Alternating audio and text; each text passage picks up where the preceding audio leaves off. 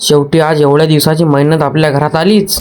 तर रामराम मंडळी, आता सध्या तर आपली सकाळ जिम पासूनच होऊन राहिली. आता 2-3 दिवसापासून चालू होतं की आता गो काढू मग गो काढू, पण हार्वेस्टरच नाही भेटे. आणि आज शेवटी स्वतः त्याचाच फोन आला, लवकरात लवकर म्हणे गोना घेऊन वारात हजर व्हा. मग त्याच्यासाठी आम्ही मागे राहतो का, एक खेप जर काय छत्तीसगडले सीझनवर गेले मग दिसत बी नाही. टीव्ही पाहिला तर याचं जोडणंच चालू होतं अजून, आणि याचा बी खूप रोन आहे. म्हशी मागे लोळणं हमेशा असतेच ते. आता येले रस्ता दाखवायच्या बहाण्यानं मीच झसलो या हार्वेस्टरवर, पण इमानदारीने एक गोष्ट सांगतो, याच्यावर बसल्या एवढी जबरदस्त फिलिंग येते की खूपच, याच्यावरून उतराच नाही वाटत. सगळ्यात पहिले आला आपल्या शेजारच्या वारात हार्वेस्टर, याचा की जास्त नाही अर्धा एकर गहू होता. आणि आपला मेन विषय, कालच्या वेळेला एवढं सपोर्ट केल्याबद्दल मनापासून धन्यवाद तुमचं. आणि आज आपल्या 90 डेज चॅलेंजचा 42वा दिवस. जेने चॅलेंज मध्ये अजून आपल्याला फॉलो नशीन केलं त्यानं लवकरात लवकर करून घ्या. मग फटाफट याचा गहू बी घेतला टालीत टाकून, आणि हे दृश्य फक्त एक शेतकरीच पाहू शकते. मग हार्वेस्टर आणला आपल्या वावरात, आणि हार्वेस्टरवर गाणी एवढे जहर चालू होते तुम्हाला काय सांगू. आता पुरेच खतरनाक. एखादा साधा माणूस जर 15 मिनिटं या हार्वेस्टरवर बसला तो खरंच लढ नाही त्याले.